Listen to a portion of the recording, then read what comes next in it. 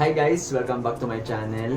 So for today's vlog, i-explain ko na yung plan estimate ng aking double jaw surgery.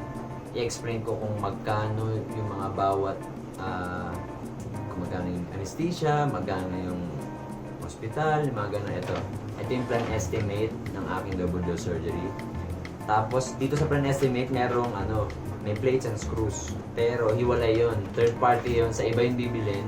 Nireseta sa akin ng doktor ko na tatawagan ko raw para malaman ko kung magkano yung presyo. Matagal ko na ito natawagan. So alam ko na rin kung magkano yan. Pero bago ko explain yun, magkasagot muna ako ng mga ilang comments, ilang tanong dito sa aking surgery vlog. Galing kay Marnil Fortaliza. Pre, magkano kaya magpa-jaw surgery yung underbite? Underbite, depende kasi yun sa Depende yun sa lala ng underbite niya. Hindi ko masabi kung ano talaga kailangan dapat gawin sa jaw niya kasi hindi ko naman talaga alam yung Pero once na nagpa-consult siya, doon niya malalaman kung magkano talaga kasi baka hindi lang yung underbite yung problema niya, may mga iba pang makita na problema kaya pwedeng tumaas yung yung babayaran niya. Tapos may follow-up question siya. May underbite daw siya pero kaya daw ba yun maayos ng braces lang? Yung pares kami ng cases, pares kami ng case, underbite din.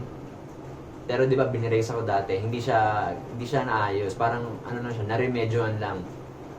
Kung gusto niya talaga na maayos talaga yung yung jaw niya, kailangan operahan yung jaw niya kasi kung doon talaga yung problema, kung talagang malala yung jaw, hindi kaya ng braces yun.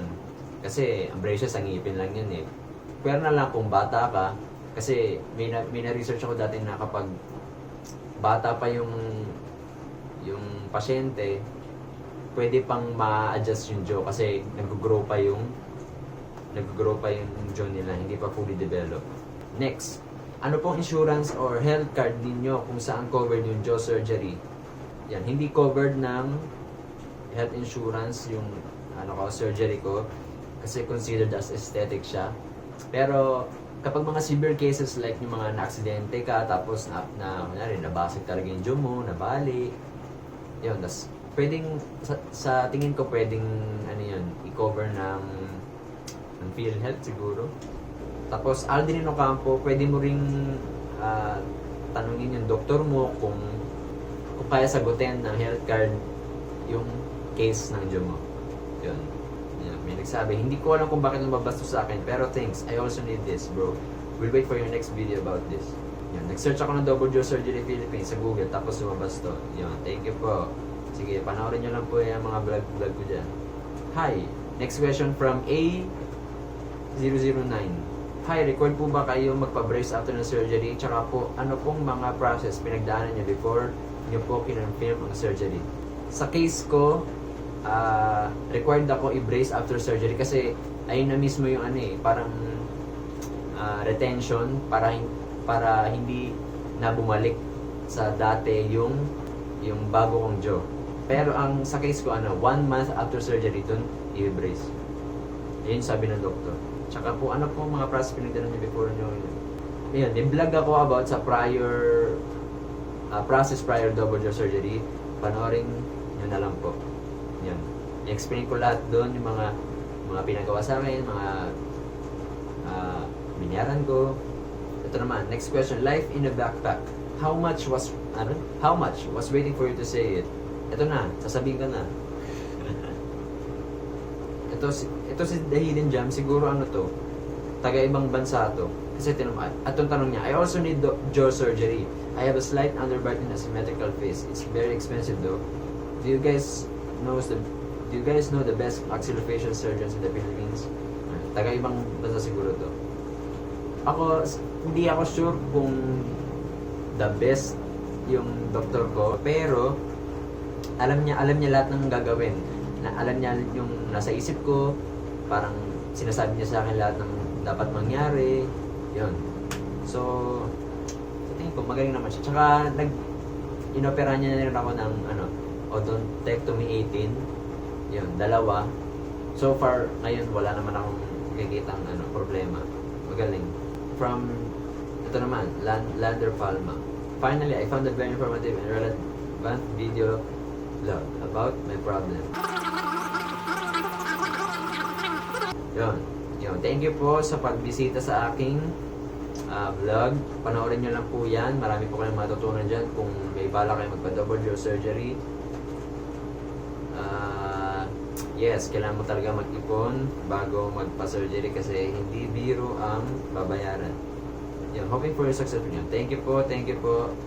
And, yun.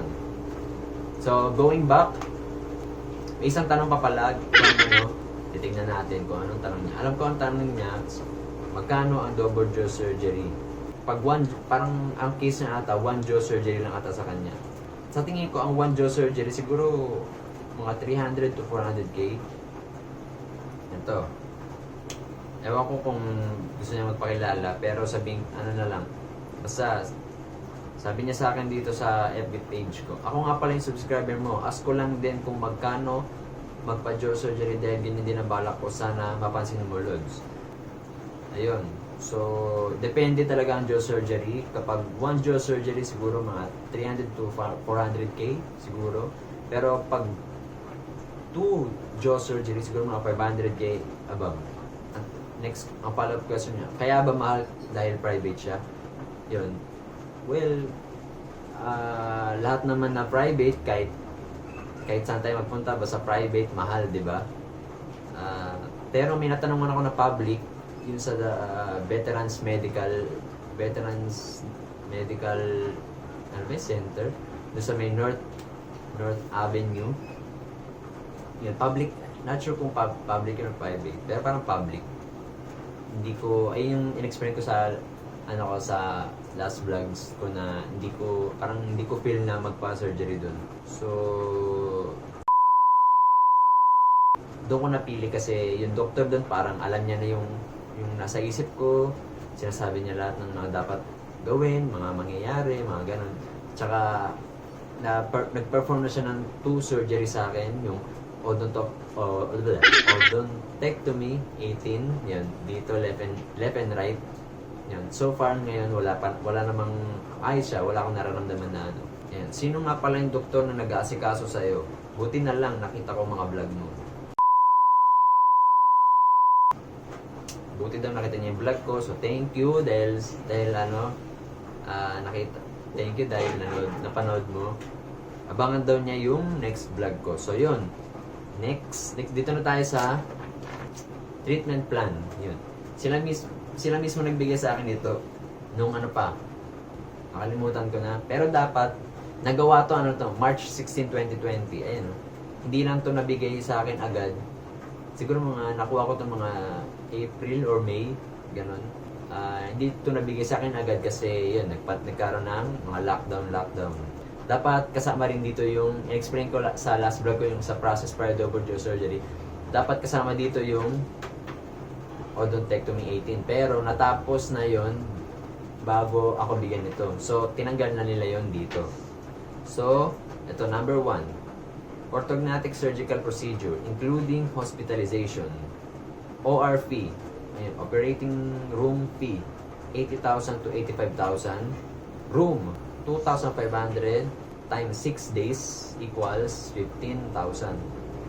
Itong room na to, sabi sa akin, magbabago daw to kasi ngayon, kunyari, may pandemic pa rin sa, January, sa time na isa-surgery ako. Mas tataas daw siya ng konti lang naman daw. So, hindi fix yung 2,500. Laboratory test. Ito yung CBC, yung BT, CT, PT, PTT, 5,000. Yung yung sa dugo. Mga bleeding time, clotting time ba yun? Basta yan, sa dugo. Medications, yung mga gamot after surgery, 3,000 times 5 days for equals 15,000 yun. Siguro to, tataas din siguro to kasi ayan, alam mo na, mga presyo ng mga gamot. Tapos, ito, sa surgeon assistant and materials. Ito, Leaford 1 osteotomy, right maxillary intrusion. Ito yung dito upper jaw to. Ito yung ipa-forward yung upper jaw ko, 70,000. As bilateral sagittal split osteotomy, ito yung BSSO, 70,000 din. Ito yung sa lower jaw naman. Yan yung sabi sa akin ng doktor ko, i-wind dito, tapos i-rotate pa ganun. Tapos genioplasty, 50,000. Ito sa chin to. Babawasan ata ng onte.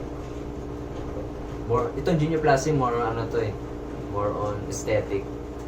Pero, kasi syempre, para masabi natin na successful yung surgery, kailangan talagang, talagang maayos yung itsura mo, di ba? I mean, pleasing. Yun. Mas malaking improvement kapag na-genioplasty. Panoorin nyo sa YouTube, meron yan. Tapos, anesthesiologist. 1 jaw surgery, 20,000. 2 jaw surgery, 30,000. Isa lang dito. So, sa akin, 2 jaw surgery, upper and lower, so 30,000. Pag 1 jaw surgery lang, halimbawa, upper jaw lang, ang operan sa'yo, 20,000 lang yung sa anesthesiologist mo. Pag 2, 30,000 lang. Yun. Rent of machine, 5,000. Ito yung rent of machine. Ito yung magagamitin nila sa pag-surgery mo. Model surgery, 15,000. Ito yung model surgery. Base sa research ko, ito yung parang mock-up surgery nila. Parang magpa-practice na sila ng surgery. May parang 3D model. Doon na nila pa-practicein yung kung paano surgery na gagawin. Para sa actual surgery, ano na nila yung mga dapat gawin. Tapos, stereolithograph. Ito, care of company nakalagay dito. Hindi nakalagay yung mismong presyo. Pero, ang estimate daw dito para mga 30,000. Stereolithograph. Ito yung yan. Kung naparang yung last vlog ko, pinakita ko rin kung ano yung stereolithograph. Wala pa ako niyan. Sa ibang bansa daw yung manggagaling. Not really sure kung sa Thailand talaga. Thailand o Taiwan. Inintay ko na rin yung email niyan. As of now, wala pa rin ako natatanggap. Tapos, ano yan, parang, itsura din ng, ng jaw mo, ng ngipin mo, para makita mo kung yung gagawin nila, kung anong surgery na, kung procedure yung gagawin nila, ganun. Guide din nila yan para ma-perform nila ng maayos yung surgery.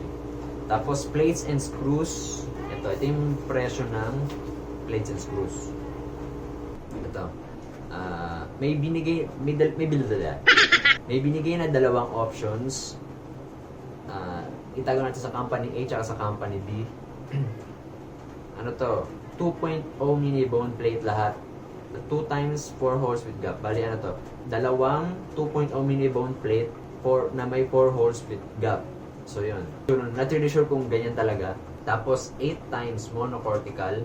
Tapos 4 times L shape, 4 holes, left and right. 4 na pirasong 2.0 mini bone plate na L shape with 4 holes, left and right. Tapos next, times 16. 16? Tayo ba to? Times 16 monocortical. 16 ang dami, no? So sa company A muna tayo. Sa company A, ang total niyan lahat ay ito. Ang total sa company A ay 68,400 VAT exclusive. Sa company B naman ay 97,026.99. Yun. Tapos sa company B, wala daw sila nung with 4 holes. Yung 4 holes lang. 5 holes lang daw meron sila. Yung L plate. So, syempre, hindi ko na ewan ko kung necessary yun. Pero, ang mahal din, 97 yung total. Samantala sa company A, 68,400. So, sa company A na tayo na kumpleto lahat. Walang mali, walang kulang. So, sa company A na talaga yung pinili ko na 68,400. So, kung ito total natin lahat, ang total niya ay calculator natin. At total ko natin, nawala lang kopya ko eh. Ito, ano ko na, di ba sa ORF, merong 80,000, nakalagay 80,000 to 85. Ang kukunin ko na yung 85 para sure na tayo. So 85,000 plus 15,000. Yung isa, sabi ko, 2 jaw surgery na tayo. So 30,000 lang tayo.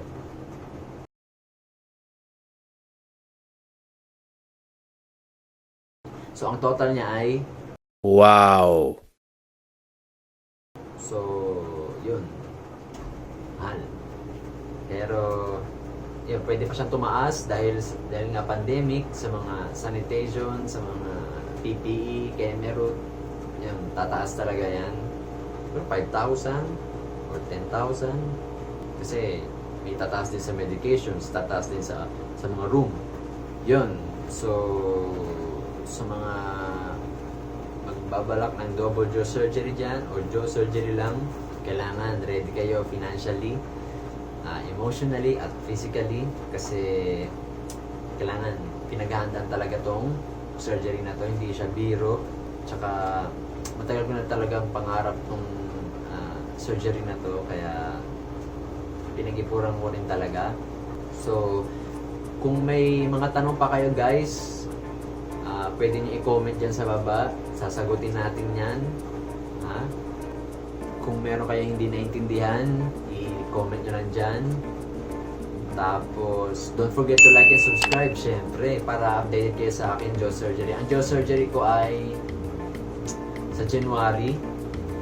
Pero, pwede daw yun na-postpone. Depende sa availability ng hospital, ng mga rooms doon. Kasi, ang pinapriority ngayon, yung mga sakit, yung mga emergency na yun. Ako okay lang naman sa akin kahit ang buong January or February, March, basta free, kung kailan free at kung kailan okay na ang lahat, yung okay na lahat ng mga kailangan prior double jaw surgery para kumpleto lahat, walang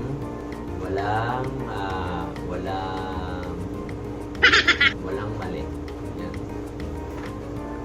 Meron din ako mga covers dyan, mga vlogs, panoorin nyo rin. Show your support by liking it, sharing it. Yun, subscribe, isama nyo na yung notification bell para maging 300 na ako. Kailangan maging 1K tayo. Yun, kasi syempre, kailangan kumita tayo dito sa YouTube. Kailangan lahat pagkakitaan natin. Supportan nyo po ako guys. Kailangan ko ng 4,000 watch hours. So far, nakaka 200 pa lang ako. So, tagal-tagal pa. At mayroon pa lang akong almost 300 subscribers na dapat ay 1,000.